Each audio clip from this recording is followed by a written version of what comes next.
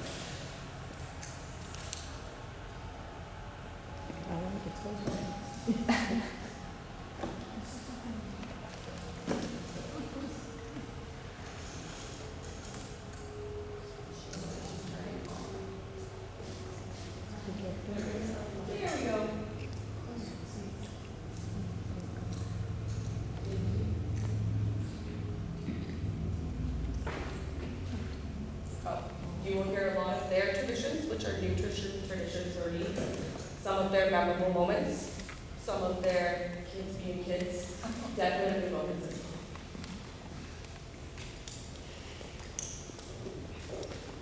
I'm from Minority. I'm from 1134, a class with Aiden spacing out the very smart grade. I'm from Funky Roof with Red Brick Wall, there on the carpet for the science book. I'm from the Tree Next Door classroom. The structure reminds me of the Seabrook. I am from clean black splash wall and taped up paper using script from teachers and friends. I am from 305 cleanup time and field day that never gets old, from beer that self awards. I'm from 2 o'clock and 37. I'm from Miss Barsanti and close friends. Class. From hot chocolate please naked and do you want to trade snacks? From that time that Eden started playing volleyball and in the class shot of rockets. I'm from being myself. I'm from those moments and not always. Where I'm from, I'm from one town over the is from rubber chickens with no head and double doors that don't lock. I'm from hiding candy in my desk and messy stage, Niagara the Queens. I am from the baseball field that used to get striped out and continuous clock time bets. I am from the unwashed trees and ripped in half dodgeballs, from Mr. B's dad jokes and switching spots of mine and roast team. I am from 1221, 1,000 miles, Presley's terrible taste of music, hair from a big slide. I am from the oh my gosh sign out, you dropped your pocket, going for a walk and stopping the seems to be in the gym. From the do we have time? 3 ball, did you wear deodorant? Changing in the 10 back and forth. Your face is killing me. To the no Mr. B can't play, no Mr. B has his computer for health. Very much from the time Mr. B and Mr. A went to my dance sales and very thankful for the time I met Mr. B in the hall so I can take the game for PE the next day. I'm from the handshakes with all my friends in the hall in the 5-minute herd meetings, from Mikey's king size bags and chips for snack and the seaweed there to get everyone to try. I'm from the time Maya and I caught a boat from Mr. B still has. And when we launched rockets and Mr. B was so excited to watch mine. I am from the half-court launch tables the 4th graders always took up. The run-in snack time, the soccer/baseball field was fun STEM project we always did with Mr. Justin. The empty snack bin, the cha-cha slide in the gym every Friday morning. The hilarious Jeffrey at 8:45 a.m. telling 903 and the examiners all sitting next to the boy eating the mic. I am from the memories I was building. Where I am from areas from pencils and erasers. I am from normal looking school in vinegar smelling red. I am from under the rubble outside which reminded me of Blanket Forts. I am from Cranston Markers, from Friends in Mystery. I am from Independent Eating Time, Masters and Recess, from Halloween Parties. I am from BOSL. I am from Mr. Loomis Personality, from Donuts Brought in the time we had a popsicle party in 5th grade with our 2nd grade buddies. I am from Fun Day. I am from those moments and I always will be. I am from NES. I am from the really hot, sweaty, messy room all the way down the hall. From math books and water bottles that always need me filled. I am from the sports-filled room in the very competitive morning meeting games. I am from the really close soccer games and screaming, yeah, what a goal. I am from the eraser war zone and yelling, take cover, take cover. I am from the Miss Julie's here and Yay, it's on a Friday. I am from the sometimes smelly gym teacher who needs deodorant and the times we had to do anything during gym. I am from the can we make a king salad, please? And oh, that's Riz. I am from the me and my friend making jokes across the room, which results in us being sent across the school to the office. I am from the ew, what's on the board and why something. I am from those moments I will always be. Where I'm from, I am from a gym, from a quiet soccer field, and an orderly hallway. I am from a small school and a loud playground. I am from a assistant who was always there for me when I needed a moment. I am from a smelly coat closet and a clean desk from Mrs. Cleach and Mr. D. I am from math lessons, morning meetings, and snack times, from Fun Fridays. I am from always try your hardest.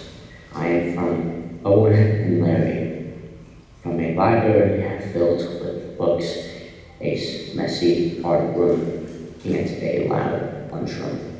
From the time we visited the middle school and when I made new friends at Bridges Day. I am from Be Your Best Self Woods. I am from those moments I always will be. Where I'm from, I'm a small school with the following water bottles and alpacas. I'm from checkered floors and screaming children. I'm from the little dog samplers who always wandered from the beds. I collect papers and pens from our machinery and aimlessness. I can play volleyball, play pass, morning meeting, from field days spent outside. I can play so far with the stories of playground and listen. I am from teaching life. I'm from pizza and apples. I'm from times when they play volleyball, and pickles, not stuck on the ceiling. I'm from making mistakes and learning from them. I'm from those boots I wasn't only. Where I'm from classroom, messing up and messy desks, from smashing water balls and trying to get out for extra recess. I'm from a small school with a big heart, kids screaming in the hallway, and I'm from a soccer field outside my school. Remind me to be respectful and responsible and nice to others. I'm from Jeremy Mills old fights. He stepped animal army and Christmas Monday letting us. My friends are good. I am from having muffins and making forts underneath the desk and fast testing food. I am from launching rockets. I'm from games where always falling. I'm from a big school with used to be a mystery from the time when we made slime and the time we made ice cream. I'm from the donuts out. Where I'm from the 134, from paintings to papers. I am from the hot school and kids yelling in the hallway. I am from the baseball field who had dirt shoes to jump onto our clean cleats, making them dirty. I am from the room with the 3 bean bags and tall chairs from Miss Julie and Miss Cleach. I am from the morning meeting that can't go past 9:30, from games with loud sounds and buddies every month. From the first day of school to Fun Day. I am from I am from doing good things, make good choices. I am from Ethan. And I am from Munchkins and Harry Potter themed plays in 5th grade. I am from the time I was Jack the Giant Slayer and when I accidentally gave Miss Julia a concussion. I am from the Nature Award I am receiving in 2nd grade. I am from the these moments, always will, I will be. Where I'm from. I am from NES, from a corner and a quarter. I am from the place with walls and fish and cheese. I am from the trees that catch our volleyballs. I am from pencils and windows, from Miss Barsanti and Miss Dooley. I am from eating, sitting, and other sports in the Olympics, from eating food. I am from 54310. I am from teachers and friends, from pizza and grilled cheese, from the time that I was eating and when I was not eating. I am from pickle, and from those moments, I always will be. Where I'm from. I am from room 134. The best teachers room at the end of the hall. That holds a special place in my heart. From the lost pencils and books getting read. I am from a crazy little peaceful room that holds crazy and peaceful memories. I am from the skinniest trees who didn't catch the rockets. I am from a bunch of signs that help you grow and memories that you'll never forget. From this for something's kind words and this really loves. I am from kids wanting to go outside and talks about respecting it and siblings. I am from afternoons spent by kids wanting to go outside. I am from LES, a small school with a big heart. I am from class morning meetings up the road and the students' lounge, candy salads and donuts on birthdays. From the time we all got scared by the fire and got tired, and when we launched rockets and someone got our roof. I am from morning meetings on the road that smelled like vinegar and milk, and memories that you'll never forget. I am from these memories I will always be. I am from 134 at the end of the hall, from the room with the smallest amount of desks and chairs. I am from MES where you hear the colors come crashing onto the green and tiled floor. I am from recess where you hear volleyballs flying through the air and see snowmen being up. I am from coloring pages and math books from Miss Julian's Inn. I am from playing games together during morning meetings and listening to songs during work time. I am from assemblies every month. I am from carrying a piece of gum. I am from my friends and teachers. I am from potato bread that I miss, Alfredo pasta, and sharing toppings from the time we camping under our desks. I am from your favorite candy, and this is a happy fish, and this is a sad fish. I am from those weird health jokes that I still don't get. I will use this unique school in class. I am from MES. I am from those moments I always will be. Where I'm from. I am from room 134 from the last class. I am from the hall in summer and cold in the winter classroom and the tap of the feet. I am from the football field and playing kickball. I am from the blue and green carpet and coffee bags from Ivy and Salem. I am from that morning meeting, independent reading from fun days getting wet to oh my days. I am from the Julian Room, from Player Bread and Munchkins. I am from the time. Have you ever wanted to and when my mom said that race. I am from the Lego Tree Mr. Let Me Bob. I am from the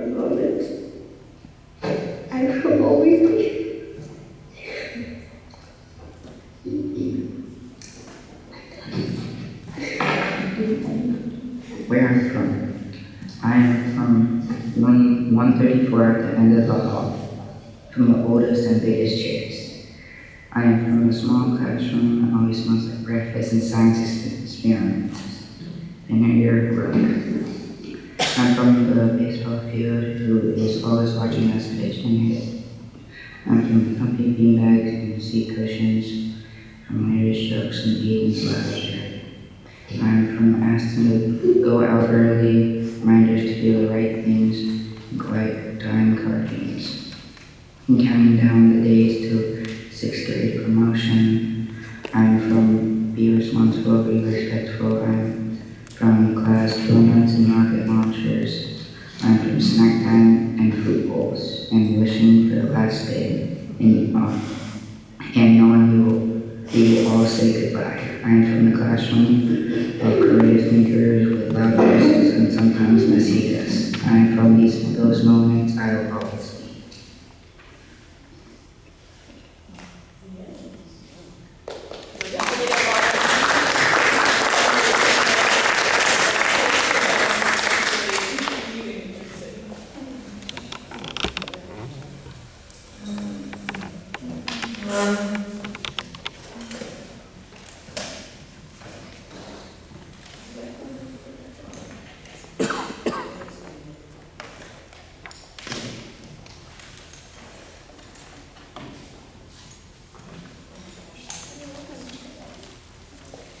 Okay, thank you so much for that presentation, and we will move into public input.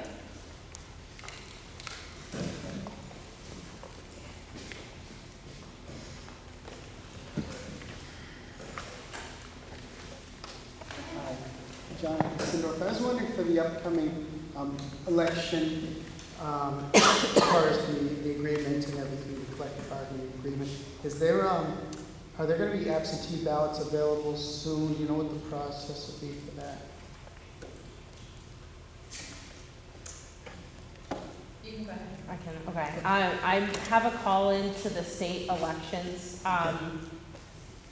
bureau that they have there. I spoke with him on Monday, their legal department, and I gave them the layout of exactly like what we're looking for.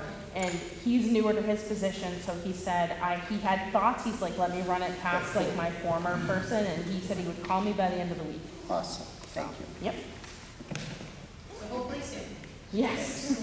If not, I'll be bugging him tomorrow because it's Thursday. Posted that information. How will that be available to me?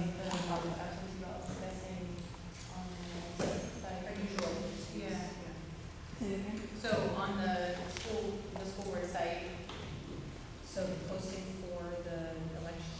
No, but Jonathan was asking about absentee ballots and then getting, in the process of getting an answer, how will he find out that answer?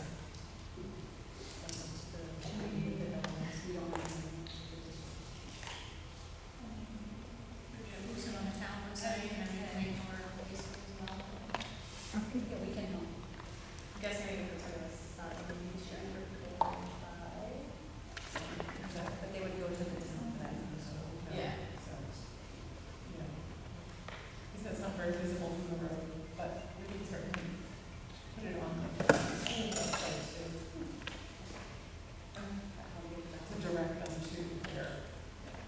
I just have a question. Is there going to be mailers or other flyers going out informing everyone? I know the school posted, and thank you, Ms. Bronson, for posting on Parent Square about the election, but more than half the town does not have kids that go to the school. And so I'm sure they don't have Parent Square to get the information, and where this is a special meeting where people aren't usually used to having an election or may have forgotten since March that there's going to be an election. Are you going to advertise and heavily advertise so we have a good turnout and it's properly represented? Yeah, so there is talk about a video being posted with the information. So there's being worked on. There wasn't time to do mailers. We talked about that the last time from the meeting before. So there wouldn't be time to do mailers. So we're kind of limited to how we can advertise. So there was, and then it's going to be on the school website, and I think we had it on the town website as well. The town. there's certainly time enough to make up a postcard to go to every resident in town. So I think the election is only like a week away. It's 2 weeks, 2 weeks it's away. almost 2.5 weeks away. And it's an unbudgeted cost was the other concern. And while we're on this, while I have the voice at the moment, I would like to recommend that either we move to a different room or everybody speaks up, because we cannot hear anything that you guys say. So either a smaller room, move us closer, or speak up. You can hear us. Can everybody hear me? We can't hear you. And I've said this before, and I'm really tired of saying it over and over again. Thank you. Any other public comment?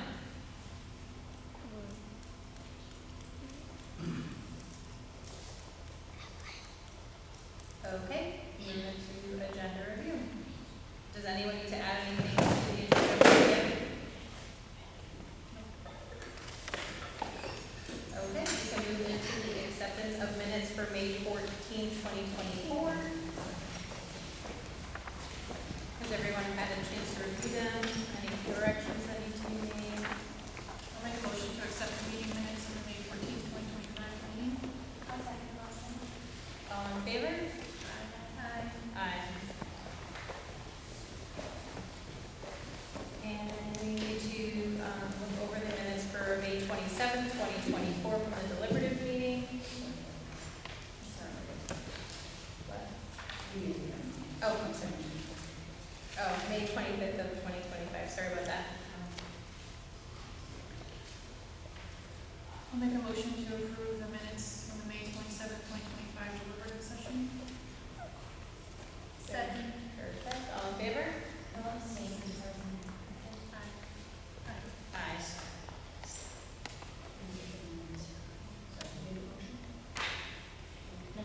And have a second, please. Okay, moving into the superintendent's report. Thank you. We'll start with the Middleton Elementary School update from Principal Bronson. I was just I want to share a few things. Of course, we're ready for the end of the year. There's a lot of stuff happening in school. It's one of the reasons why I'm so tired and all the teachers are so tired. Just wanted to update from the presentation from last month's meeting from the students. The book walk is on display. It's out around the field. If you get a chance to go out and do the walk, kind of loops all the way around by the woods, which is really nice. So when you get an opportunity, make sure you go out and see that. It was great for the kids to get materials from the local lumberyard and get organized and get all that stuff built and out there for everybody to enjoy. I wanted to just share that the 4th and 5th graders went to the New Hampshire Farm Museum for a field trip this spring, and they really, really enjoyed it. Every student that I talked to had a big smile on their face, was very pleased with it. The teachers really enjoyed it. It was experiential learning. They do a couple of different activities, so you can go, 2 years in a row, the same kids can go. So that was a really nice thing to do for the kids. I was in the hall as they were coming down, and every one of them had a smile on their face, and every one of them really said that they enjoyed themselves. So I just wanted to make sure I mentioned that, because that's a local trip just down the road. It was nice for the kids to enjoy that. The other thing that we've had going on this spring, and that has been really nice for the students, we've had a running club. It's coming to a close. Tomorrow is the last day. And that was spearheaded by Miss Kim Liddy, who came to see me back in January or February or so. It all just kind of blends at this point in the year. And she talked to me a little bit about running club and Girls on the Run and those sorts of programs. So she and I went back and forth. She ended up getting some help from Miss Denton in the cafeteria, Mr. Buell, Mrs. Jeffrey, and all the adults who volunteered their time. That's been going on for about 5 weeks for about 20 kids, and it's been really, really well received by the students. They really enjoyed it. It's been really nice for them to have something happening right at school. Right, we know that we have to leave town for everything. If you need a gallon of milk, you got to drive out of town.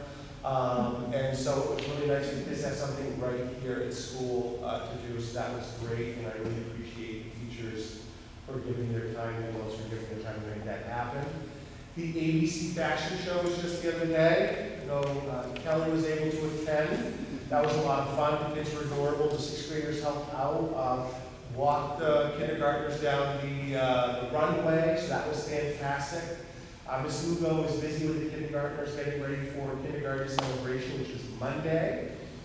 Next week we have Fun Day, which sounds like fun. And next Wednesday, of course, Ms. Barsanti doesn't get any rest. We have 6th grade promotion on the 18th, which should be fantastic. We're also doing step-up day in the afternoon, so students are going to go from, their 2nd grade to their 3rd grade classroom and vice versa. Everyone's going to kind of get a chance to go up and meet their new teacher and ask them questions and whatnot. It's just such a small school. Kids are mostly familiar with the folks, but it's really nice to be in that room with that person and talking to them about next year, so that's really great. The other thing that I just mentioned is on the 19th, so the kids are done on the 18th. On the 19th, the teachers here are going to be working in the morning on transition meetings. So what we're doing is we have meetings organized. So like the 1st grade teacher will talk to the 2nd grade teacher and so on and so forth.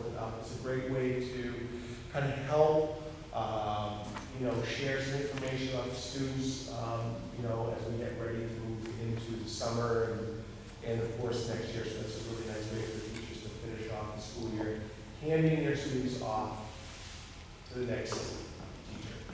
So other than that, we don't have a lot going on right now. Seems like it. Any questions? I don't know. Does anyone else have any questions? Okay. Great, thank you. First, before I move on to the next agenda item, I just want to thank Principal Aaron Bronson. This is his last meeting with us.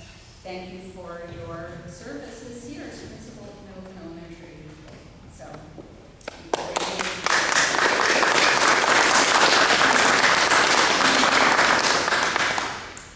that's a segue to the next item, new principal introduction, who happens to be here, Ivy Levitt Carlson.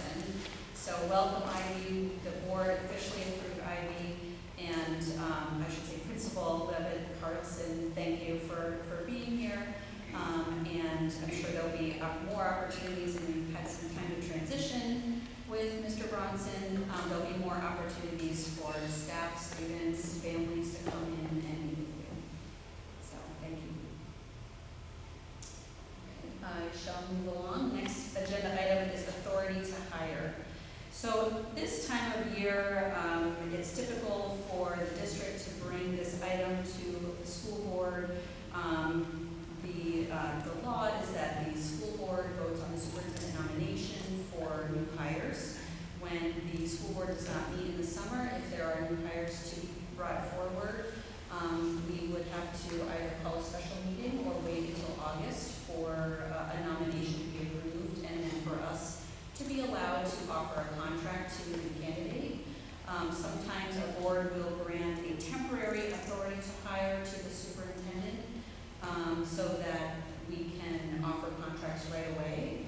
And then we bring the packet, the file of the new candidate to the board at the August meeting for your ratification. At this time, we only have 2 part-time positions open. One is the half-time library media specialist, and one is the half-time special education teacher. I will say I have 1 nomination for non-public, but we do have 1 outstanding. So if the board may elect to grant authority to hire or kind of wait and see how it goes. Let me know if you have any questions on that. I think the previous couple of years we have met over the summer, right? Rather than giving authority to hire. You have, yes.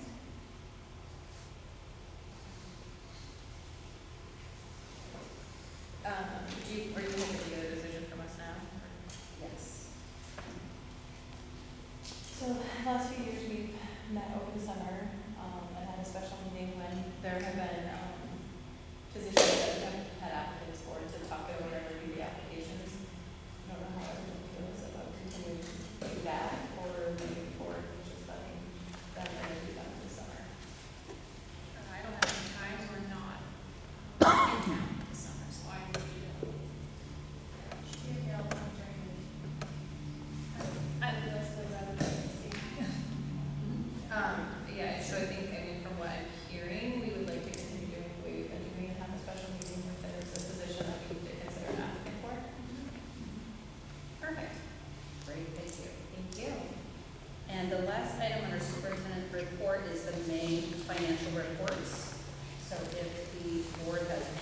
questions upon reviewing the reports, please let us know.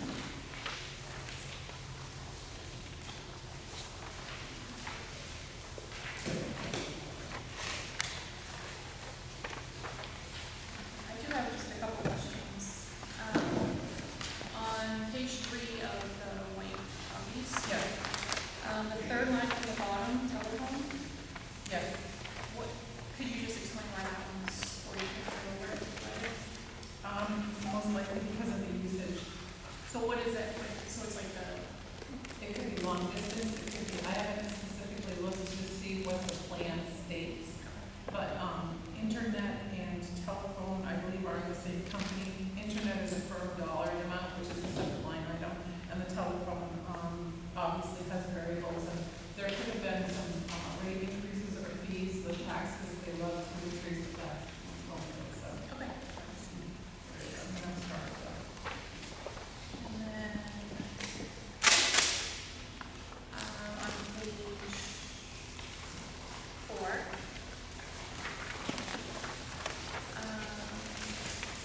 the building service agreements.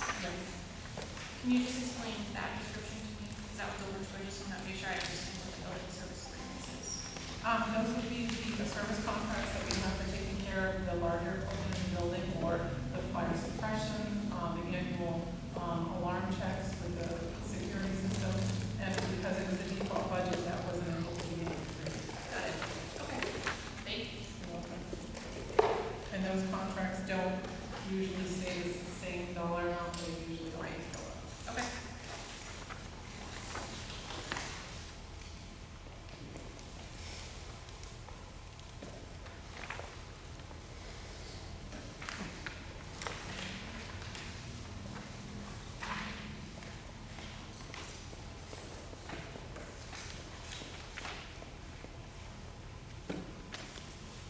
And that last tuition payment will be paid this month? Yes, it will. Okay.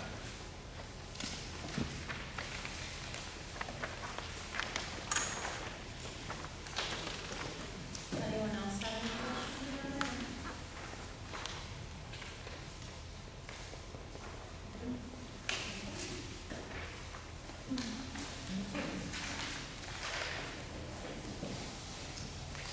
Okay, moving into the chairperson's report, voting will be June 25th.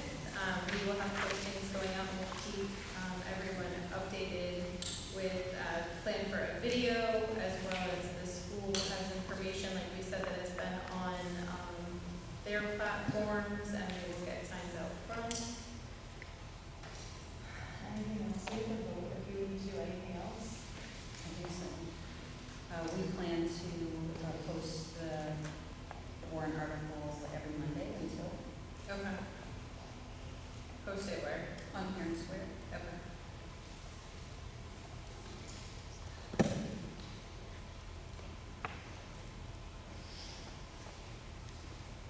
Have we asked the time sometimes? Time? Electronic? Yeah.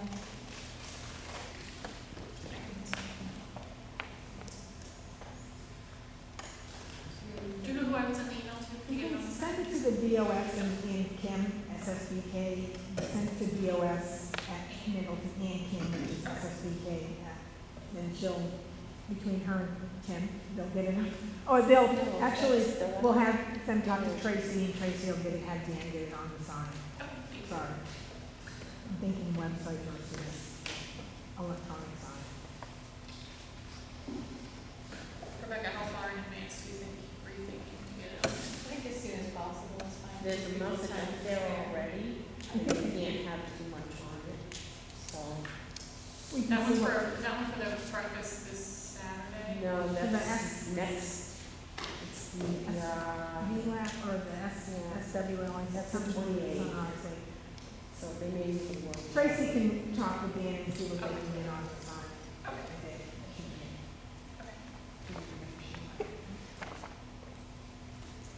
Any other ideas for other ways to get the word out? No, I think short of spending money we don't have, these are our best options. We can post the stuff from Parent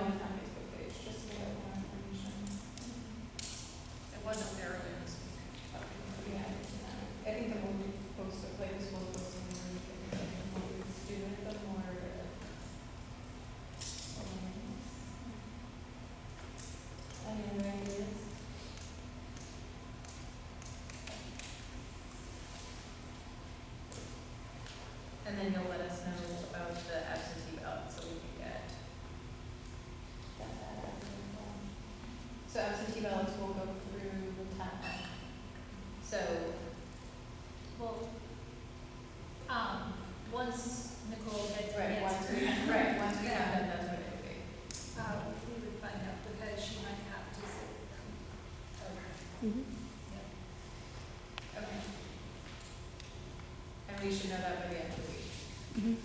Yes. Okay. And then moving into the NHSEA training. Great, thank you. We'll project the presentation. We have Executive Director Fair Christina I was who's just joining saying, us. this is That is for Fair, you. Yes.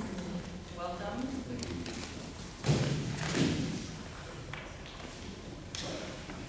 Good evening, everyone. My name is Barrett Christina, I'm the Executive Director of the School Association. I see there's some new faces around the table from when I was here in January, and I some returning faces and familiar faces as well as the Thank you for inviting me to Middleton. The training is always my favorite part of the job, coming out to these little communities and these little schools that would never have any other reason to come out for but for my job. So I want to thank the board for one, inviting me here, and two, for sort of re-engaging NHSBA. I've been a number of years since you were members. I'm happy to see that you'll be rejoining for the next school year. And I understand a number of you have already taken advantage of some of our webinars and some of our online trainings and whatnot this spring. So we're happy to be a resource for you. Tonight's presentation is going to be what we call our school board roles and responsibilities. Talk a little bit about some of the school board responsibilities as it relates to the statutes and Department of Education roles and best practices, and compare and contrast that with some of how it operates with the superintendent roles and responsibilities. When I say superintendent, we mean sort of the administrative team, obviously. These are delegated to the legislation department, business department, principals, so on and so forth. I know you're putting the slides up primarily for the audience, which is absolutely fine. But what I'm going to want to do more than anything, probably I know you've seen me present a couple of times, if I'm not mistaken. I like to have a conversation. I like to do being very formal. I'm not doing the slides myself. I'm not referencing the slides. Because I find when I've got board members who are staring at the screen, more staring at the screen than necessarily is sort of listening to me and having a conversation at level like that. So this is intended to be formal. If there are questions as we're going along, by all means, I want us to have a conversation as we're moving along. But before I do get started, can I just have a rough estimate of how much time I have? I know you've got a couple more things on your agenda. My time is your time. I mean, I can do this in maybe 45 minutes. I can do it in 2.5 hours, depending on how long the board wants to keep me here and chat about it. So I'm just asking in a general sense, so I know how quickly I should try and move through these. I think 45 minutes to an hour is kind of. Okay. What you're Does that sound about right to everybody else? Yeah, that sounds fantastic to me. Thank Okay. you. So, starting in the first, that's about the slide, I forgot to put school board on it. My apologies for that. And then the next slide is just the slide index. And there are two documents, I should say. I'm going to be working primarily off of the slide deck. But from time to time, I am going to reference this larger paper. This is sort of, we call this the white paper. It's the longer version of basically what's in the slides, if you will, but with a couple extra resources. Some articles about the school board governance and habits of effective school board members, some listing of some of the Department of Education rules, and so on and so forth. So, moving on, slide 2, just to kind of jump right in. When NHSBA talks about primary school board responsibilities, we started the conversation by talking about 3 core principles that we advise our board members to try and adopt and think about and let those sort of be some of your guiding principles, as you will, as you move through your school board governance responsibilities. And the first, on slide 3, the first core principle is the purpose of school boards. There's a statute, RSA 189, that talks about the duties of school boards, and it's a monster statute these days. It talks about a lot of things, about having truancy policies and providing transportation to children, and data security, data privacy for both staff and students, and a whole host of other things that you can probably think about, and probably something you might not even consider putting in that statute. But There is one that talks about the duty to provide education, and this is the reason why school boards exist.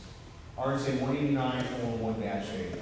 It shall be the duty of the school board to provide district expense, elementary and secondary education to all pupils who reside in the school district. That's why school boards exist, to make sure that the children in Middleton are getting the best possible education that the district can provide. With that, we certainly understand that, you know, if we could just give the kids everything that they desire, everything that they need, it would be a lot easier, right? But we understand that there are multiple constituencies that we have to consider, right? We've got students, we've got parents, we've got staff members, we've got taxpayers, we've got, you know, people in the community that may not have a direct connection to the school. So it's not always just about the kids we wish it could be, but you're juggling a lot of constituencies, right? You're juggling a lot of needs, tax rates, services, transportation, tuition contracts with SA 49 and so on and so forth. But we always say when you've got a tough decision before the school board, whether or not it's to implement a new program or make an expenditure or have a warrant article for whatever it might be, always sort of ask yourself, if the board acts this way, how is it going to impact kids? If we don't act this way, how is it going to impact kids? But that's sort of hopefully be your guide a little bit. Certainly understanding that you've got multiple constituencies in the community that you need to be mindful of and respectful as well. So. Moving on, the second core principle, collective authority of the school board. The board can only act when the five of you are at a duly called meeting under the right to know law, with a quorum present, we debate, discuss, and deliberate the matter before the board, the matters that are on your agenda. No individual board member has any particular authority to act on behalf of the board.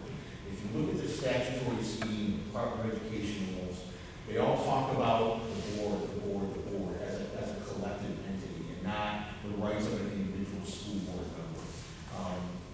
And the only inherent authority that an individual school board member has is to sit at the table and be part of the discussion and the deliberation and the voting. However, with that in mind, we know that through board policy or board action, we can delegate certain authority to the individual school board member. I haven't looked at the policy manual, but I presume without knowing that you may have a policy that speaks to the authority of the board chair. You consult the superintendent on setting the agenda, to call a meeting to order, perhaps to sign certain documents on behalf of the board. But again, how did that individual gain that authority? By collectively, the five of you adopting policy, giving a certain board member authority. So you've got to be mindful of this. We raise this as an issue if, you know, you're talking in the community, you know, or you're at the supermarket or the ball game or whatnot.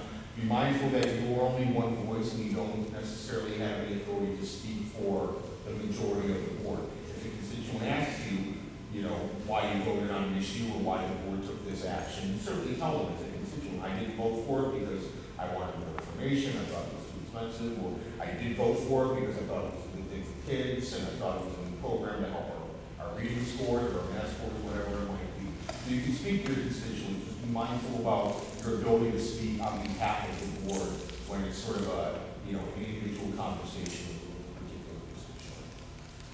Are there any questions before moving on? All right. The third core principle, the next slide. Understanding the difference between the school board's governance responsibilities and the superintendent's management responsibilities. The school board governs the school district primarily through policy, budget, strategic planning, goal setting, things of that nature. Whereas the superintendent manages the school district. And I conceptualize that as the superintendent and the administrative team deal with the day-to-day operations that are occurring within the school district. Making sure the buses are running, making sure the boiler is working, making sure staff are fulfilling their responsibilities. As we have in the sort of the middle slide there, I think we've got the color copy of the red language on that slide. It's not the board's job to run the schools, but to see that they are run well. And in a couple other slides, we'll talk about sort of the board's oversight and evaluation responsibilities of the superintendent, which is a little bit different given your circumstances here. I don't even contract for services, but, again, your job is to not sort of, you're not sort of getting into the day-to-day operations, but to see that the district is being run well. Reports from Caroline, reports from your building level principal, and we'll talk a little bit more about that as well too in a couple of slides. The school board, as I mentioned, sets policies, visions, and goals for the district and helps fulfill them through oversight of the administration. The board's, the next bullet point, we say that the board's functions are primarily legislative, but they're also limited executive functions and some quasi-judicial duties. When we talk about the board serving as a legislative function, if you think about what the New Hampshire legislature does, where they pass laws and adopt a budget, right? And what does the school board do? Pass policies, kind of laws of the school district, and while the voters, adopt the budget, you propose the budget that goes out to the legislative body, to the voters. So there's similarities in the way that they operate, which is why I say that the board serves a legislative function. And the executive functions, within a couple of slides, we'll talk about those. Those are where you're not passing laws and you're not serving as a judge and jury. We kind of doubt that happens in the school district, it's small anyway. But more, your executive functions are things like, I guess, overseeing the superintendent. We'll talk about the uniqueness of that situation as well in a couple more slides too. Are there any other questions? Any questions before we go on? Management, superintendent services, the relationship between the two domains. So under a variety of statutes that we have listed there, as well as Department of Education 302 and 303, school districts are required to employ a qualified person to provide superintendent services. So you don't have a superintendent in contract for services meeting the requirements of that statute, but a qualified person, certified superintendent, is providing the services to the Middleton School District. And again, the statutes there are RSA 194C4. I'm going to reference that in a little bit because that's the statute that lists out the superintendent's responsibilities. And when we talk about the board's vision and policy and comparing and contrasting that with that statute, you'll see how the superintendent's responsibilities are just making sure that the day-to-day operations of the school district and the facilities are occurring properly in a way that the board wants them to happen. In more general terms, so when you see ED, for the newer members, I don't think I'm patronizing on this. If you see ED in front of a series of numbers, that stands for Department of Education rule. And ED 302 is duties of superintendents, 302.01 and 302.02. They're not long, and I believe they're listed in this longer white paper, maybe a page and a half long. But there's a corresponding Department of Education rule as well, too, that speaks to the duties and responsibilities of school boards, 303.01. And as we'll talk about it in a little bit, most of those are going to be policy requirements. So we're directing the school board to adopt certain policies. But the superintendent is to some degree the chief executive officer who performs all the administrative and leadership services. Those services is further defined and directed by the governing body, and as well as the specific duties enumerated in statutes and laws. And that second bullet point, the ones services that are further, quote, defined and directed by the governing body, where do you think the board would define those directives to the superintendents? Take a guess. Next slide. Or I'm sorry, the policy, school board policy that we'll talk about the board's primary responsibilities. The next slide, slide number 8, I'm going to jump over just because this is not necessarily applicable to the Middleton School District. Caroline's not an employee, you get services from SB 49, but in other districts that are not part of this sort of unique arrangement, the school board has an obligation to evaluate the superintendent. So I did training for the governor a month or 6 weeks ago, so I was saying, here, Caroline, we had a healthy discussion about this slide. So this slide does not necessarily pertain to the Middleton School District in its relationship with SB 49. You don't have any authority nor responsibility or duty to evaluate the superintendent based on your arrangement here. The next slide, this is a little cheat sheet, and I think it was Governor Woodward. I sent this to Caroline, I think, in a single document just so the board could have it in there, and I'm happy to do that if people here would like it. This is, I apologize for the small folks. This is a chart that NHSBA put together a couple of years ago, where on the left-hand side, we've got the topic, if you will, policy, decision-making, school board meetings, budget, instruction, curriculum, and so on and so forth. And then the middle column is the school board's responsibility with respect to those topics and subject areas. And then the right-hand column is the superintendent's responsibilities, again, relative to those topic areas. So the one thing that I always say, we get questions sometimes from the public, oftentimes with the legislature, sometimes from school boards, you know, whose responsibility is this? Whose responsibility is the budget? Whose responsibility is, you know, the books in the library? I say everything's a shared responsibility. There are just different duties within that responsibility, different duties within that topic or subject area. The board has responsibilities as it relates to the budget. The superintendent has different responsibilities as it relates to the budget. The board has some responsibilities as it relates to instruction and curriculum. The superintendent has similar but yet distinct responsibilities relative to instruction and curriculum. So also, you know, the same when we talked about the core principles, you know, I guess another good fourth principle, maybe we'll add this to our slides next year, is that the shared responsibility, but making sure you know whose responsibility is what. And the other thing that I think this is helpful for too, again, boards telling me this, is that this is helpful to show parents sometimes. If you get a call from an institution or a call from a parent inquiring about something, let's just say they're a second grade teacher, you know, you show them this chart and say, you know, this is what the board's responsibility is relative to for staffing that and personnel matters. This is the board's responsibility. This is the administrator's responsibility relative to staffing that and personnel matters. Just for example. Questions? Comments? All right. Can I ask a question? Heather had asked about grants, and if the board has any ability to get involved with finding grants and applying for grants. Is that something that we can be involved in, or is that more just the district itself? Good question. I'm going to jump to that document that I talked about. This is the white page document on page 9. Yep.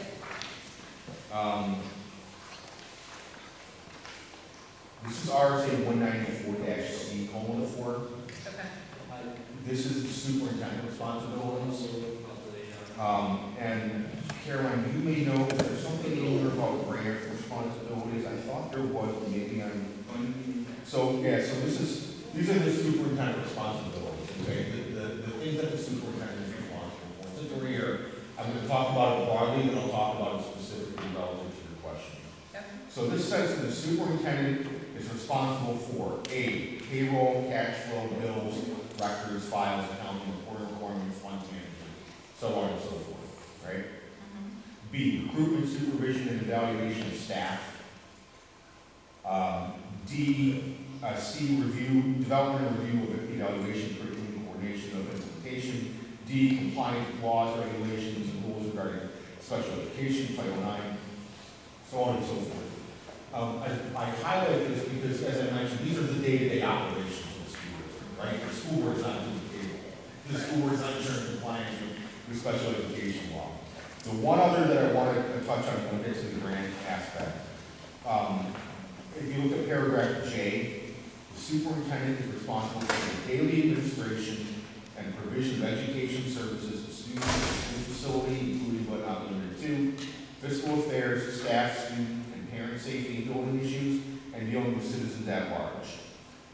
Moving to your specific question about the school board, when you say the school board being involved in looking for grants, do you mean the 5 of you scouring the internet to try and find grants, or do you mean the board authorizing the central office to look for grants? I think she means, can we be involved in looking for grants? I mean, nothing's going to stop a board member from getting on Google and looking for them. If a board member found a grant that they thought was promising or interesting, bring it to the attention of the board and the superintendent and say, hey Caroline, hey Rebecca, I found this grant that might be available, can we put it on the agenda for the next meeting?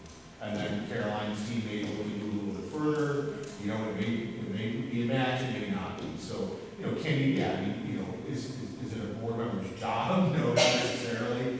If you look down at paragraph P, The superintendent is responsible for the annual budget inclusive of all sources of funding. So to some degree, that seems to speak that it's an administrative function, but yeah, just, don't drop the bombs, don't drop that without any notice to the board or, or new business or whatnot.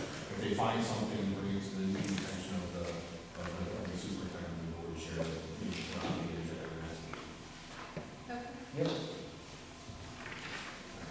Any other questions while we're paused on anything we talked about or any random general questions before we get back to the slides? All right. I'm on jumping to slides 10 and 11. The school board's legislative function, governance through policy and policy-making decisions. So school boards are inherently policy-making bodies, both as a matter of function and as a matter of law. If you look through all the Department of Education rules, and Caroline apologizes, I don't know if you saw the policy update came out yesterday, and it's massive. Is it great?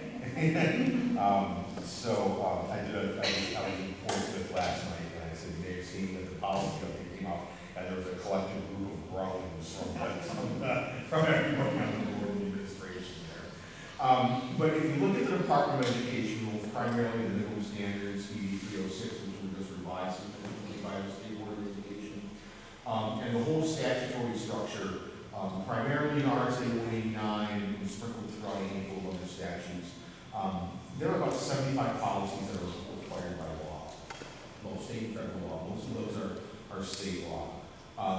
And to give you just sort of a quick synopsis of where the legislature, both state and federal, is telling school boards to focus their attention to some degree, is policy making. When I started at NHSBA 20 years ago, there were like 50 policies that were required by law. Now there's 25, there's 75 policies that were required by law. And now this is just going to keep growing, and keep growing. But why is policy so important? Well, it expresses the guidelines and philosophical statements which chart the district's course of action. It advises students, families, staff, and larger community on requirements, expectations, opportunities, and procedures. It creates the framework within which the superintendent manages the district and discharges their assigned duties. We're talking about those last few things a little bit. So when we think about school board policies, if you think of a school board policy, where are you going to think of? So like a dress code and staff behavior and whatnot. And yes, we've got a plethora of policies that address student behavior and staff behavior. But who else do we have policies that are addressing and regulating? The board itself. We've got section D, all your policies about, about staff communication with employees, about authority of the board chair, about what to do if you're a no request, and proper channels. So you've got board, you've got policies about agenda setting, you've got policies that regulate the 5 policies about staff and students. But we also have policies that impact the community at large, right? I presume without knowing again that you have a policy relative to visitors on the school grounds. You've got to check in, you've got to sign in, you've got to get a badge or whatever, you've got to get an escort. Again, I presume without knowing that you may have a policy relative to outside groups, renting space in the school. A church group wants to use the empty space, the flower club, or I don't know if the town rec team does the basketball here on Saturday mornings, like many small towns in New Hampshire. So I imagine you have a policy that addresses that as well too. So just be mindful that your policies are not just about the people that are in this building 6 or 7 hours a day. They impact the larger community as well too. The other reason why policy is so important, I talked about creating a framework which the superintendent manages the district and staff discharge their duties. This is a really good example and one of my favorite slides to highlight the differences, but yet the interconnectivity of school board governance and management, school board governance responsibilities, and then superintendent management responsibilities. If you want to jump over in the white paper again, I'm on page 11. You see the 2 columns there. I'm going to start on the right-hand column, the duties of school boards. So Department of Education Rule 303.01, each school board shall A, adopt policies necessary and desirable to control and effectuate the recruitment, employment, evaluation, and dismissal of teachers and other employees, and may delegate authority to the superintendent to carry out the provisions of such policies, so on and so forth. So basically, we're talking about, you know, recruitment, employment, evaluation, and dismissal of staff, employment-related policies generally, right? Jump over to the left-hand side now. The Department of Education knows about the substantive duties of school superintendents. ED 302.02a, the superintendent shall nominate all certified staff and appoint other employees in accordance with state law, the rules of the state board, and here's the magic language, and local school board policies. Another example, I'm back on the right-hand side, 303.01b of the board. School board shall adopt policies necessary and desirable to control and effectuate the purchase of equipment, supplies, or services, and may delegate to the superintendent of schools the authority to make financial commitments and employees for such policy. So budget-related policies, fiscal-related policies, we're talking about purchasing plans. Jump back over to the column on the left-hand side, paragraph C. Superintendent is responsible for the selection and purchase of textbooks and all other supplemental materials and supplies in accordance with the policies of the school board, so on and so forth.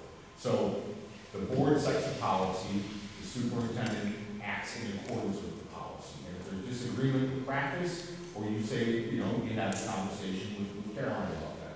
If Caroline comes back and says, I know the policy says this, but you know, best practice is traditionally this, then maybe you adopt, you amend the policy a little bit. But just to sort of highlight that the board is adopting the policy, and then the superintendent team is acting in accordance with that policy. Again, that interconnected is, but again, the governance aspect is adopting the policy, the management aspect is implementing and doing the policy.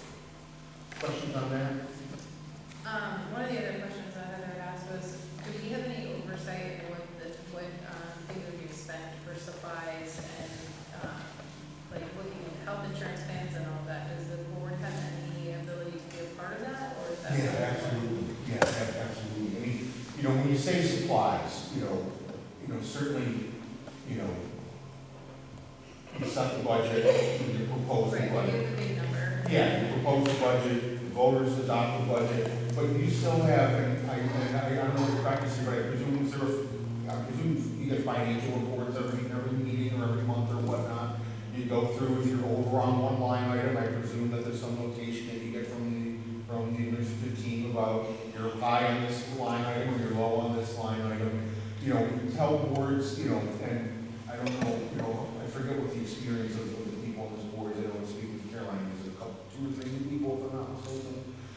So, you know, I don't know what your experience with putting the board's budget is together, but, you know, the budget that goes to the voters, I'd say probably 98% of that is like this ongoing obligation that you have nothing, you really can't even play with. It's that 2%, you know, that, you know, yeah, you've got some flexibility.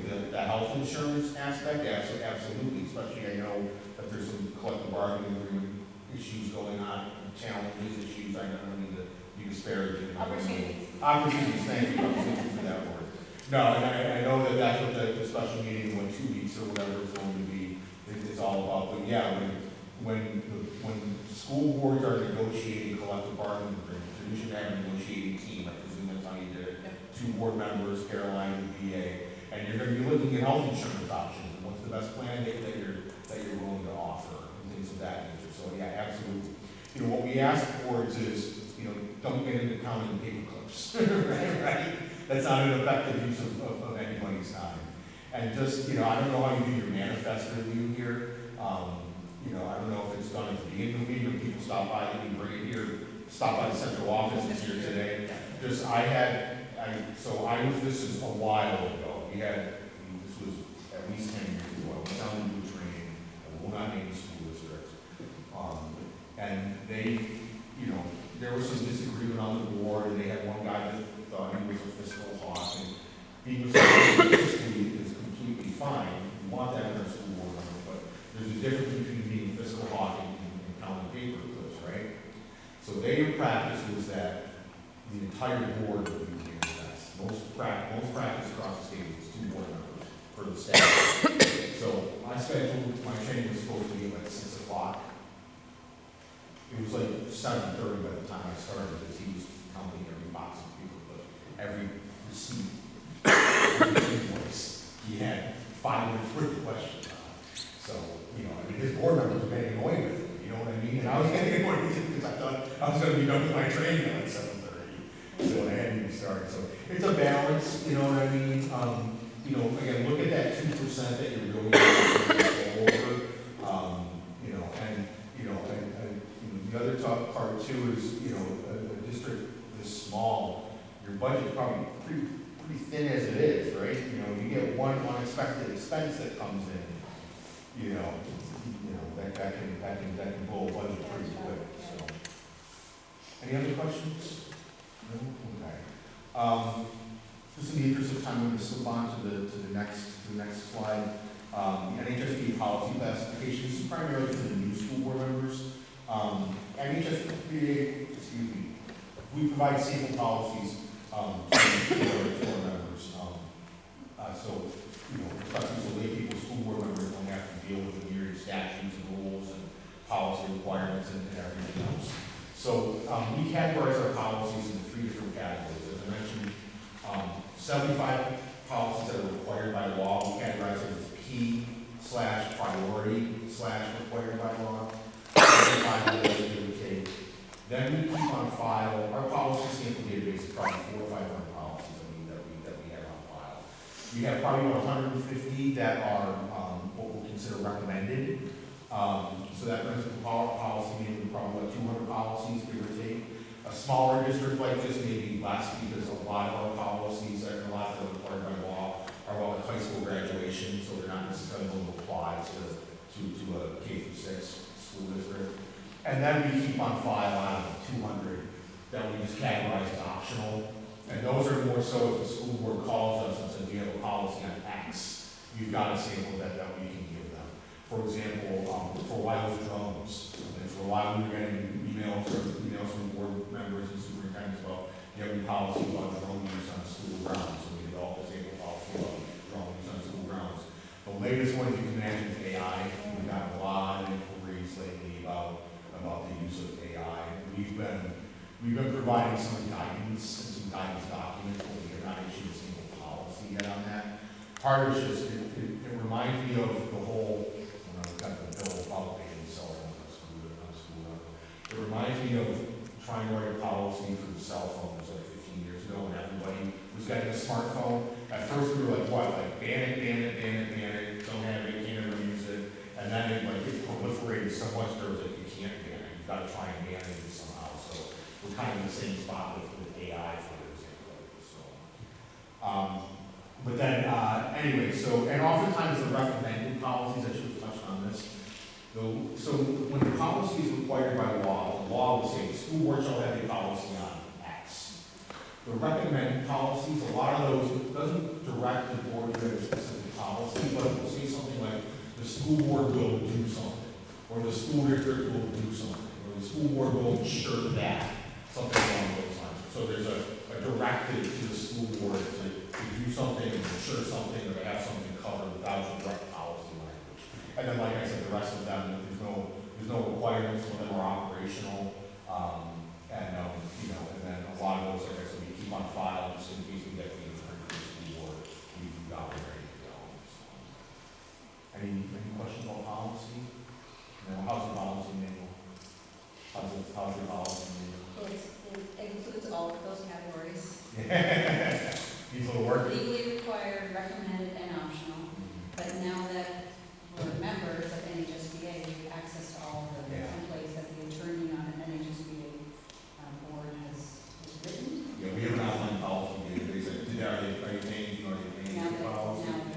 Come July 1, if you haven't already, get me into everybody's name and contact info, and we'll get you set up with access to do you sign up for our webinars to go to or trainings? They have the full package. You know, we're gonna have Kathy or whoever will get in touch with Amanda. We will get all your names. We might even have them. Are you getting emails from us by chance? Fantastic. But we'll get you. We'll make sure everybody has the login for our policy database, and all our webinars are recorded, and we have those in a separate file as well too. So you can go back and listen to them if you didn't get a chance to listen to all of them too. So, questions about policy? No. All right. Moving on to slide 13. As it relates to budget, set and establish budget and provide budget oversight. Your budget is a fiscal instructional policy. We talk about sort of big policy P, the policies that are in your handbook, policy ABC, policy BCD. Your budget is a reflection of policy too. Sometimes school boards have to make, hard decisions. Are we going to replace the roof this year, or are we going to buy new computers for it? Right? Are we going to have a field trip to Washington D.C., or are we going to have a sports team? Whatever questions the school boards, struggle with in times of trying to exercise fiscal prudency. We know obviously the legislative body and voters adopt the budget, but again, and we talked about this a little bit just a couple of minutes ago. Just because you go to your annual meeting in March and your voters come away with a budget, or your deliberative session, whatever, or your ballot session, whatever, if you're SBC or in Middleton, your budget responsibilities don't end. You get budget reports every month. You're going to get other requests for expenditures. There are going to be line item transfers that need to occur from time to time where you're overexpending one line item. Let's say the typical examples are, and this is more of an accounting procedure than anything else, and making sure that the school board is being mindful of the budget. The over expenditures, you budgeted to have to plow the driveway 10 times for the winter, but it was a heavy winter and you had to plow the driveway 20 times. So you might have to transfer money, more accounting piece of paper than it's all bottom line budget. But the ones, especially smaller schools with really thin margins for error, is special education. Special education utilizes during the course of the year, and a student, requires services or transportation or whatever. So hopefully you've got a little bit of, enough of a buffer in your budget to cover that. But, so usually when there's for line item transfers, the law states that the governing body, has to approve the line item transfer through policy. Many boards delegate to the superintendent the authorization to move money around up to a certain amount. I've seen some, I think our single policies for $5,000 the superintendent is authorized to move and then report back to the board. I've seen some as high, we haven't changed that number in probably 15 years. I've seen some school boards as high as $25,000, depending on what the nature of that. There's always a reporting mechanism back to the school board at the next meeting. The superintendent has to do that. And then per policy, anything beyond that, beyond what you said in your number, in your policy, the board has to authorize first before the transfer across the line can be made. It's more an accounting provision. You're not physically moving money from one place to another to the other. It's making sure that your special ed line item matches up, your transportation line item matches up, so on and so forth. But it's also a good tool for budgeting in the future. Like while we've gone over on this one line item 5 out of the last 7 years, maybe we need to re-examine what we're doing with this line item. Or while we are constantly $40,000 under 5 for the last 7 years, maybe we don't have to budget that high in that line item this year and move it over to something else. So, questions about the budget? And we talked about signing off on the manifest and things of that nature as well too. Page 14, strategic planning. Strategic planning is not as big as it sounds. I call it strategic planning, but more so there's a duty imposed on school boards to develop long-range plans and identify measurable and attainable short-term objectives. So goal setting, strategic planning, whatever the case may be. Why is strategic planning important? Well, again, we talked about the board sort of say vision and direction for the school district. It's nice to know where the district might be in 3 years, or in 5 years, or in 10 years. It can be things such as, I know this is a newer facility, 10 years old, if I'm not mistaken. But, districts with aging facilities might have a strategic plan relative to the capital improvement plan. Or they have to go out and bond for an addition, or they have to actually build a new school because the old school is lagging asbestos. It may be, again, it may be capital needs. It may be recognizing efficiencies in your policy manuals. A board goal over the next 2 years is going to make sure that the policy manual is up to date and 100% good to go.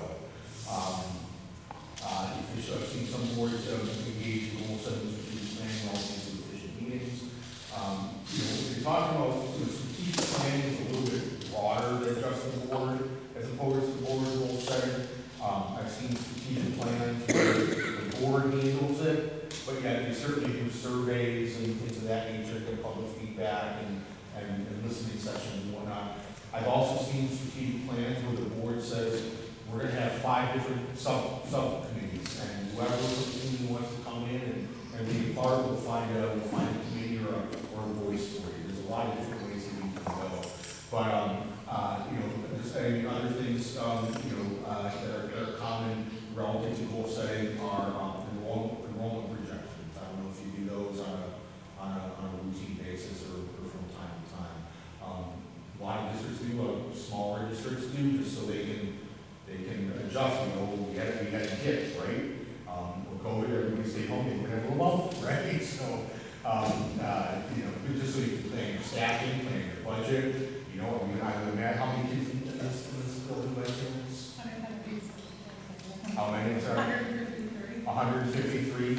So, if one year you go up to 170, but then the year after that you go down to 130, you can see that's a big change in state aid that you're going to be getting, and perhaps staffing and things of that nature. So, I know a lot of districts, as I'm sure you know, Caroline, too, a lot of districts they'll do enrollment projections. Maybe some districts do them every year, some districts do them every 2 years, some districts do them every 3 years, but it's something else to consider as part of a goal setting operation. Any questions on that? Just making judgments. Slide 15, communication. This is a good slide considering how the meeting tonight kind of started. We had a question, this gentleman in the hat and glasses asked about a flyer or mailer going home, right? So relative to the, asking how the board is going to communicate is an important issue that's coming up in a couple of weeks. So, one of the reasons why communication is so important.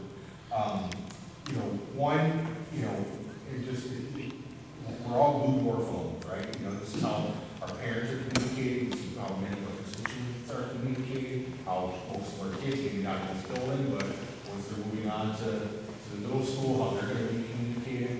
All the information that we get comes over this. I think some of us are probably old enough to remember on snow days, what do? We got to watch Channel 9 and watch the straw, right?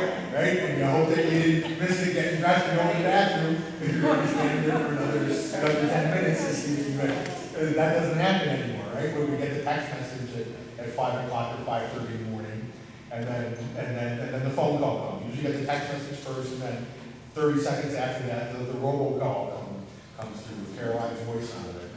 So, but I also talk about, and we've got a couple of legal requirements in the middle there about family engagement and various policies and parental rights and things of the minutes, obviously. But this was, very, very issue specific, so I don't want to get hung up on this, but during COVID, parents were eager for information, right? And I don't know if your school stayed open or closed, or whatever, not that it's relevant. But, it was tough because information is changing every day, right? But parents wanted to know about transportation, about, masking in the classroom, about in-person versus online, about, are they going to be able to get outside and kids take their mask off and run around outside and play with their friends? Or I presume this doubles as the cafeteria. I see the tables over there, right? Are the kids going to be able to take their mask off and eat lunch with their friends? And just, I'm saying not here specifically, but things that we certainly heard statewide. But the other aspect too is, and I don't always know how to quantify this, but I'll just use it as an example anyway. Prior to COVID, we did all of our trainings in person at our office in Concord, and we would do the new school board member roles and responsibilities in our office building. We had about 120 new school board members in the big conference room that we have. And I look out, and you can kind of pick out the parents, right? The parents, like the soccer moms and soccer dads. So I jokingly say, how many of you ran for school board because you got kids in the school? And 2/3, 3/4 of the hands go up, right? And then I would purposely call on somebody who did not raise their hand. And I'd say, sir, Dad, why did you run for school board? And the second most common reason after having kids in school that people gave was I wanted more better communication from my school board. And I can cut that a lot of different ways. The one smart response would be, well, you go to go to the meetings, they're gonna know what's going on with their school board. But, but I think there was also, you can go to a school board meeting and not necessarily get the full picture of what's going on in the district. I think, is that a fair assessment? Because, we're talking about, whatever your agenda says here. It's an update about what's going on in the district, but it's not necessarily the full picture. So again, I don't know necessarily how to cut that, so the board does, one newsletter a month, okay, so we're now doing two, that's more communication, is that better communication? I don't know, but just be mindful of finding ways, to communicate, and do outreach with your constituents. And I imagine you know all the parents, I imagine you know all the teachers, for the school board, and I imagine, you're at the supermarket or wherever after work and you stop by your neighbors and your constituents. But just, be mindful of finding ways to communicate with your constituents, to impart, as much as you can, especially when there's some big ticket items, obviously, like collective bargaining agreement or changing the principal or whatever the case may be. Questions about that? All right.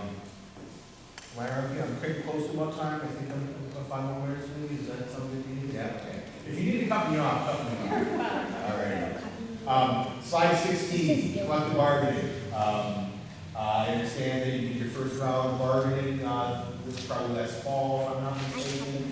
And it was unique and new for everybody involved. I bet it was. So you'll get better at it. It's a skill. It's a real skill. There are, it takes a suave superintendent and BA and some attorneys to be good at it. There's a real art to it. I've never bargained. Our staff attorney has done some bargaining. There are a handful of attorneys in the state that do bargaining. There's a different mindset. 25, 30 years ago, if you bargained, you hired an attorney. The school board, if you hired an attorney, and they've gotten away from that. And I don't know why. I don't know if it was just a money thing. I don't know what it was. I wasn't practicing. I wasn't with any SBA 30 years ago. But just hearing some of the more seasoned attorneys talk about they would be out bargaining 4 nights a week in September, October, November, and they're still busy with it. But if you were let me put it this way. They're still involved with the collective bargaining process, but they're not doing the bargaining itself. They're not doing the table bargaining. And I presume you come out of a session and you would have Caroline or Kathy call this attorney or shoot an email and give an update, or you have the board kind of talk through, but you probably didn't have the attorney sitting there at the table with you. Well, this was their first time, So you did. she was So we more did. involved. Smart. It didn't exist before. Right. The collective bargaining didn't exist, the whole, they just organized. Yep. So there were some meetings without her, but she was more involved than others. Yeah. Okay. Good. Was it fun? It's fun. All right. Moving on. I'm not going to talk about the executive functions. I'm going to skip over that just to leave some time. I might be wrapping up. The next part, slide 21. Have you had any hearings here, Caroline? I don't know.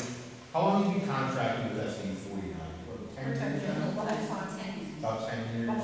So Kathy before, and now you. Have you ever had to have any? Who's the longest serving board member here? Kelly. How long is that? The whole time. All 3 years? 10 years. The whole time. Oh, okay. Have you had any hearings? Non-renewals, staff dismissals? Student I discipline. doubt you've had any student discipline. No. Okay. Well, they didn't have a CBA, so, yeah. Right. So they were. Okay. So I don't, so I'll go over this real briefly without spending a ton of time on it. So there are times, from time to time, school boards have to serve what we call quasi-judicial capacity, when the school board is serving as a judge and jury, impacting somebody's rights. Usually it's a staff discipline or a student discipline or a staff non-renewal or a staff dismissal. Quick explanation of the difference between the non-renewal and dismissal. The non-renewal is, you probably know, teachers are hired on one-year contracts, right? And by April 15th of each year, you have to let them know whether or not you're going to offer them a continuing contract for the next school year. If they are a non-probationary teacher, a quote-unquote tenured teacher, if you want to not renew them, that teacher has the right to a hearing before the school board. Caroline said they're not hiring, rehiring, or offering the contract to a first grade teacher. She's late 80% of the time. Her evaluations the last number of years have been bad. She's got a bad attitude, can't get along with coworkers. I hear she's miserable in the teacher's room. She's always saying nasty stuff all over, Facebook, and her performance is bad and her attitude bad. But she's got 10 years worth of experience. She's entitled to a hearing before the school board. Non-renewal. Dismissal.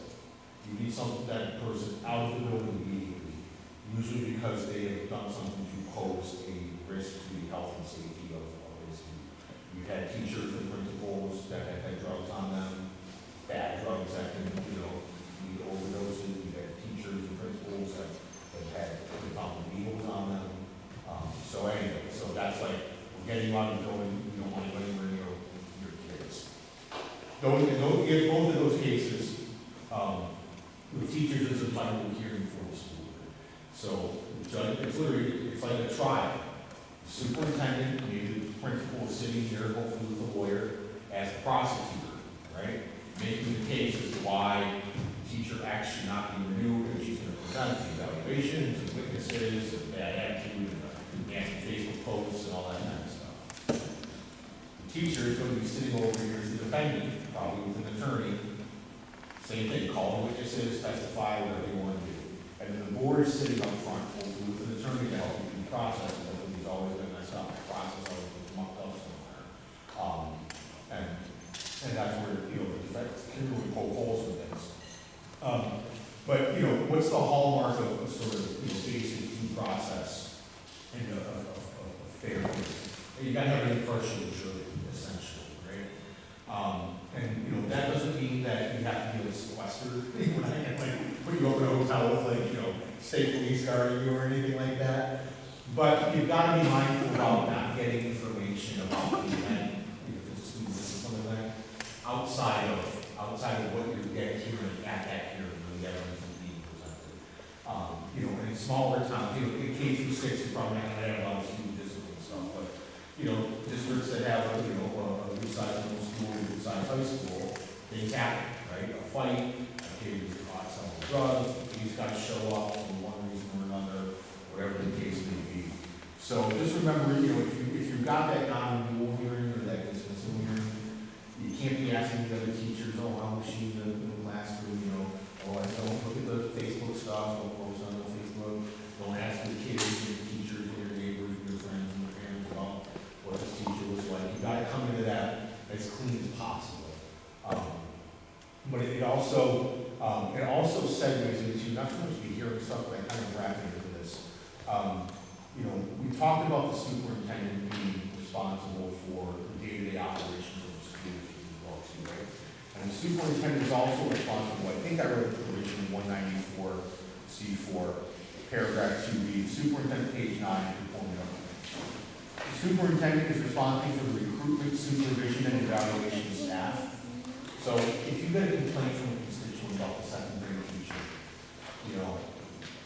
be mindful policies KE and KEB. Those are public complaint policies. And that establishes sort of a chain of communication, if you will.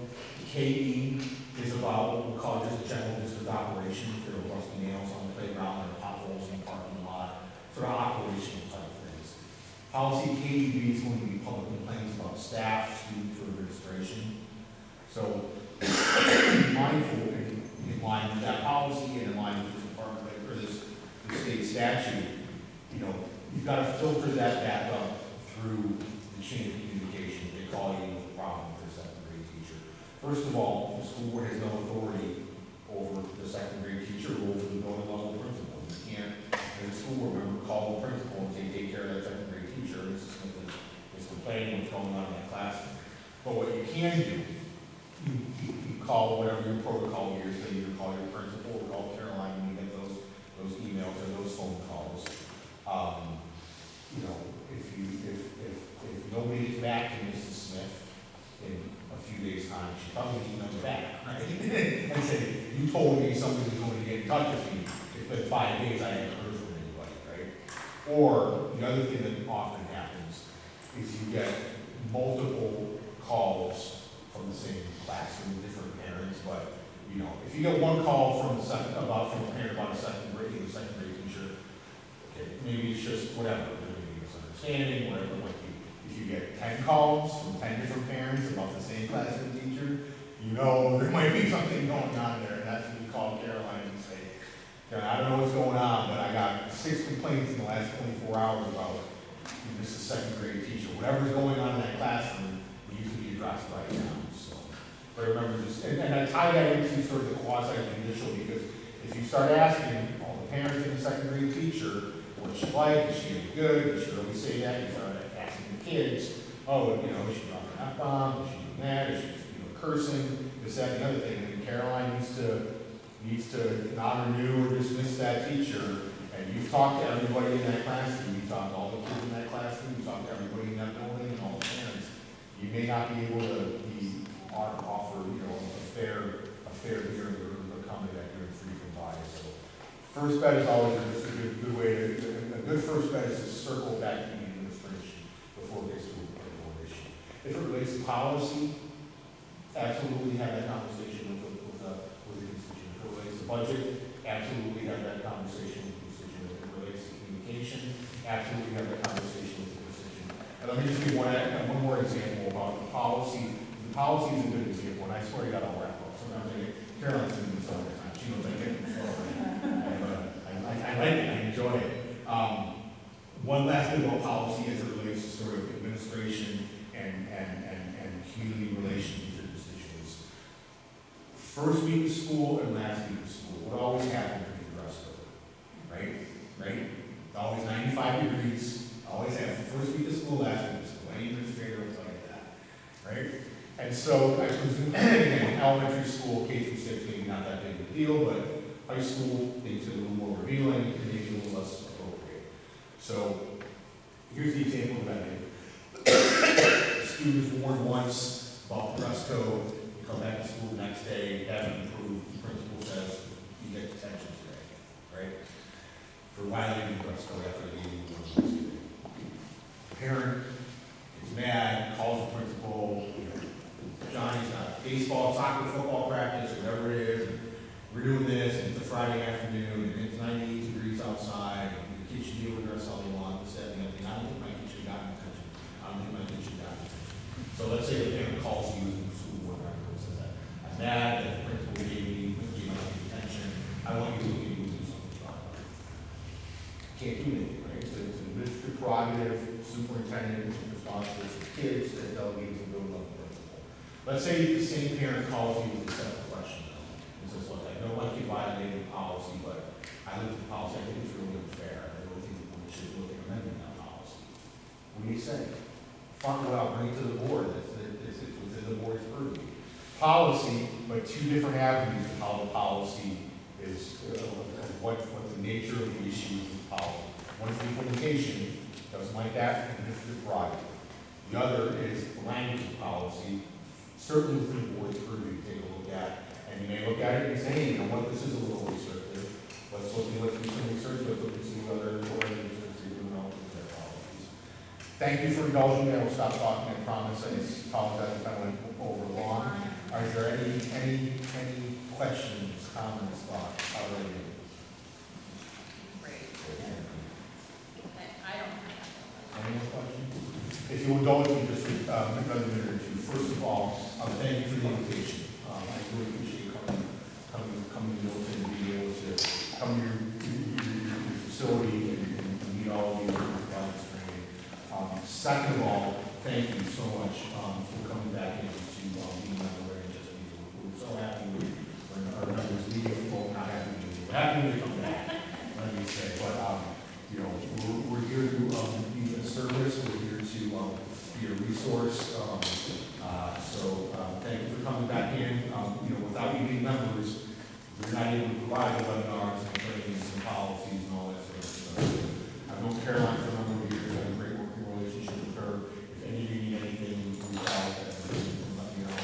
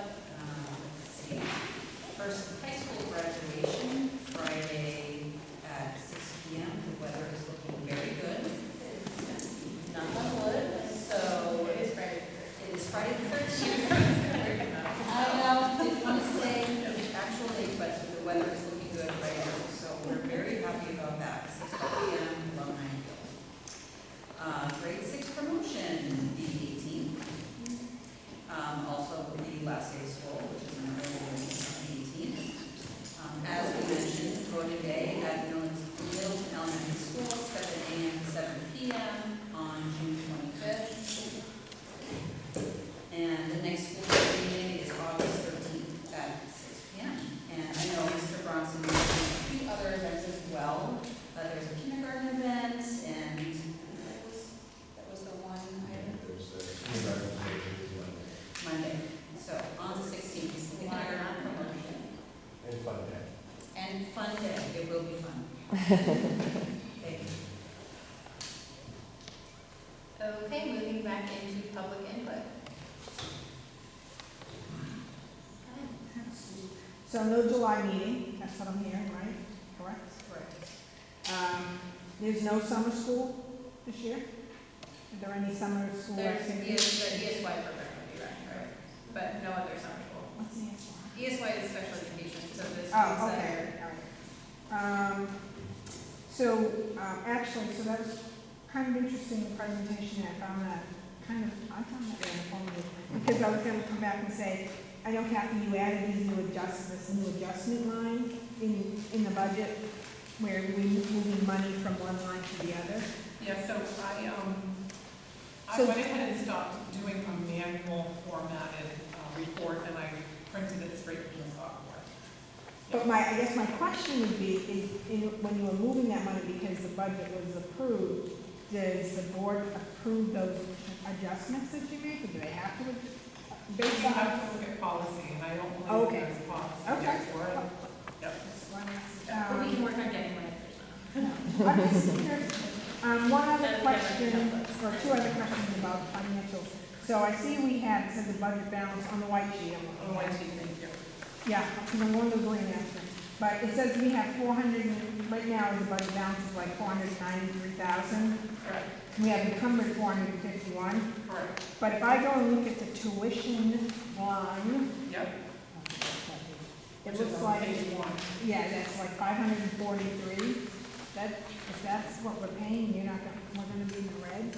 No, because it's based on actual enrollment, so that's why there are 3 payments that are Yeah. done, because the enrollment is pulled from the system, a third, and a third, Right. and it's less. Okay, so the enrollment is not as much as what we budgeted. Correct. Okay, There's a no, that's- buffer, there's also a buffer put in there. Okay, I knew it was like only like 1 or 2 students. Yeah, 2 students. Okay, so that's good, because I saw that and I'm like, so we anticipate we'll be using all the encumbrance then?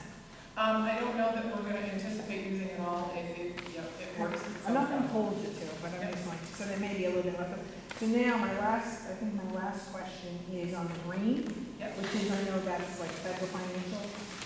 So I suspect when we start next year, we won't see the project 221292 anymore because that's ESSA, that will go away. Correct. Okay, so then it'll just be the remaining projects that are on here? Correct. Well, no, I can't say that. Well- because it depends on when the grants are ended. If the grants ended next year in September, then they'll still be on here. Okay. If they ended in June of this year, then they will not be on here. And some It was primarily about the ESSA because I know that that's underway. So what happens to the money that, so if I look at the back page of the last page on the green, it shows you have a budget balance of 167,217. That's money we didn't use, correct? It's an allocation, and I can't say that that's necessarily the case because I started looking at this today, and I honestly anticipated possibly a question about that. So I looked, if you look on page 2 of the green document, and at the top where it subtotals of project number 40595, that is Title 1A. I looked in the system, on the grants management system on the DOE website, and that grant closed on 9/30/2024, so this past September. Oh. The total amount, so we had some expenditures this year, literally one line item was expended this fiscal year. And I looked at the total allocation, so that's a 2-year grant. Yeah. The total allocation was about $40,000, I think it was $40,000, if I'm not mistaken. The grant was spent down completely. There was not a cent left of the grant. Even though this shows like a 13,000. Even this shows, because what happens is there's a lot of carryover, there's a lot of budget adjustments that don't necessarily take place. That's why I always say we never expend more than our activities and the bottom line on grants. No. We can't. No. So totally get that, it's Yeah. just that it, Yeah. and I understand, looking at the financials is Yeah. not the easiest thing in understanding them. Yeah. So, I just, to me, I'm like, okay, and this is very generic, right? It's Yeah. budgeted year to expense encumbrance budget balance, so Yeah. that's saying, okay, when books close on the end of July, to me, this budget balance is what's not going to have been spent Right. from. And So it's what not happens, necessarily- if we don't spend it, we don't get it? Right, it's a reimbursement. Oh, okay, so that's a reimbursement, All thank you. reimbursement. That's what I heard, Yeah. perfect. That's correct. That's a- all right. Okay. Just a quick thing. Oh, go ahead. Oh, you, Nope, go ahead. oh, I didn't, you sure? Yeah, go ahead. I'm sorry, I didn't hear you. When you're sending out the information on the voting, is it possible just to encourage people to make sure they're following New Hampshire law, like no signage in the building? It's, you know, I know it's kind of new running an election here with the ballots and everything, but making sure there's the corridors, making sure that it's done in the kind of orderly way that a regular municipal election would be done. I don't know what your thoughts are on that, because I mean, we have a lot of different groups involved. You've got the PTO or PTA and the union, and just making sure everyone is doing what they're supposed to do to keep everything appropriate.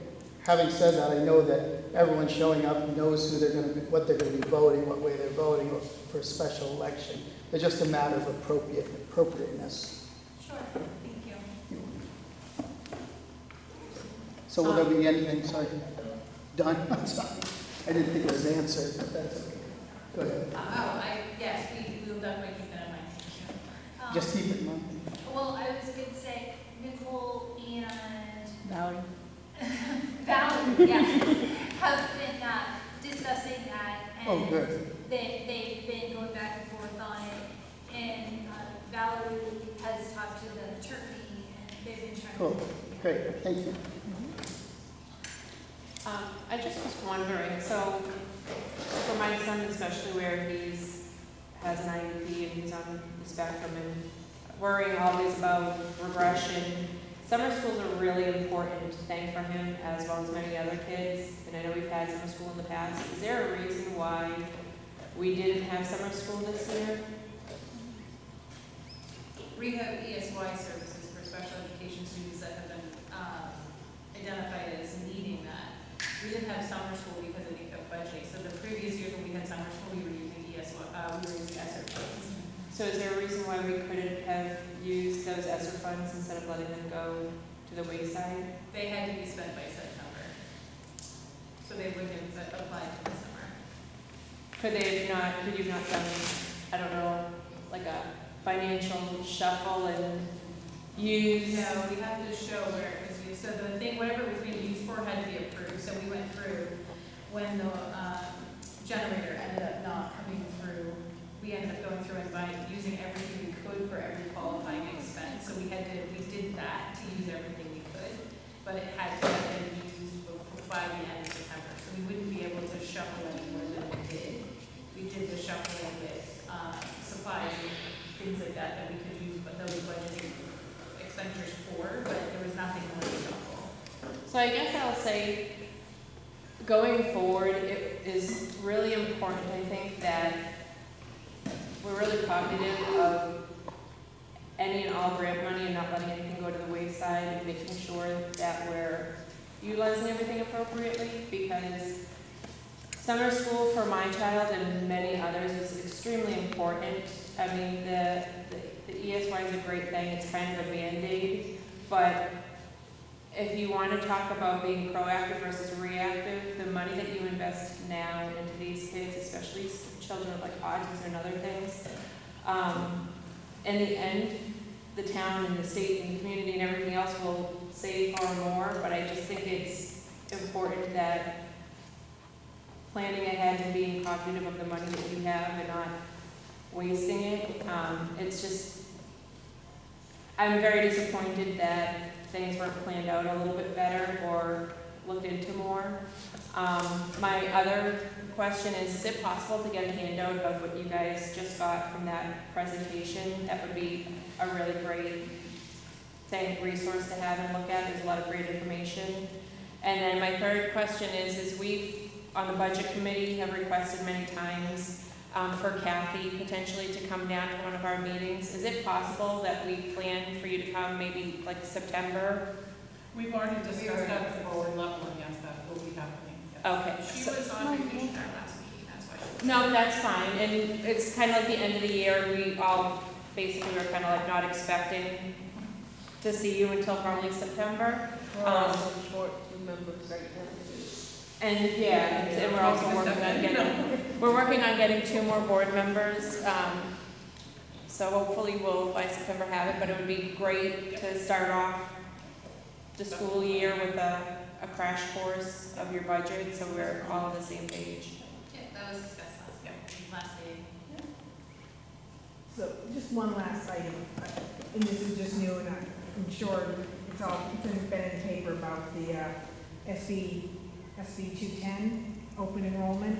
Just making sure everybody is kind of aware of that bill that's going to the state senate, to be, whether schools will have to have open enrollment, so and what that may entail for all schools, not just our school, but all schools. So We talked about that some last meeting as well. yeah, I'm just. No, I know. It's There was a big article in the paper, that's why it's kind of, I'm like, wow, this is kind of interesting. Yeah, a lot of interesting things going around right now. Any other public comment? All right, closing comments by the board members. Let's start with Samantha. I want to thank you all for coming. I do want to thank Ms. Barsanti's 6th grade presentation. I thought that was amazing. I actually kind of had you in tears. I was trying to hide it. I don't know if I did a very good job. It was the sweetest. It was great to see the nice things that they said about our school. I also would like to thank that presentation that we just had. I thought that was very informative. I learned a lot. I have a lot of takeaways, and I have so many just things just buzzing around in my head now just after that meeting, so I think it was great. Yep, I really appreciate you coming down and doing that training for us, and that we were able to expend the money to get us all those resources that we haven't had. It'll be really helpful to those of us that are in our first couple of years. My child was one of those 6th graders that decided it wasn't cool to come. He did have a baseball game, so I will give him that. But that was really nice. In fact, those kids for 7 years, it was neat for me to see how they all progressed and everything.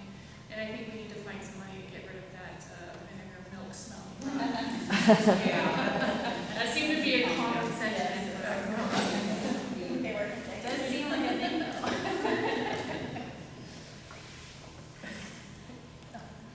Am I allowed? I just wanted to thank Nicole and Valerie because I know that they've been doing a lot of work to get ready for the election, so thank you. Also, I wanted to tell you, I sent Roxanne an email this morning, but we have 18 graduates from Middleton on Friday night. Also, we had 2 gold scholars for Middleton this year, so that's really cool. That's the first time that that's happened this season. What's a gold scholar? It's an award that Governor Wentworth gives out to high school seniors who they're basically the top 10, top 20 in the class. Oh, okay. Yes. And 2 of them. Yeah. Also, Mr. Bronson, we thank you so much. We got you something, but Heather really wanted to be able to sign it too, and I talked to her this morning, and we're not able to connect today, so I promise I will give it to you later. But I wanted to publicly say thank you from all of us, because we are just very happy. That's all. I agree. Thank you so much for being here. We have enjoyed having you here this year, and we wish you luck in your next adventures. You're turning